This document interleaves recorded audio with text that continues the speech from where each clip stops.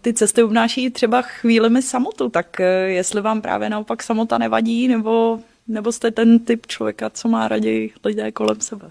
Milujem samotu.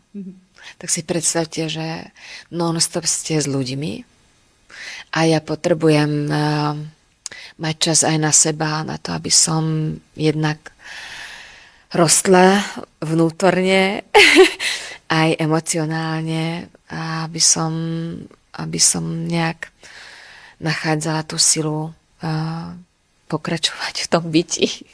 Rozumím tomu. No, že to je, lebo je to niekedy aj agresívne, že veľa ľudí chce od vás niečo, čo možno ani nie ste, lebo to patrí k tej práci, že rastie to a musíte sa prevteľovať a musíte vydávať zo seba nejaké výkony a ten svet ako toho showbiznisu, a ja aj filmovanie beriem, že to je showbiznis.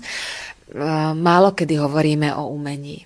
Je to proste showbiznis a to veľakrát akože chcú od vás niečo, čo ani nie ste.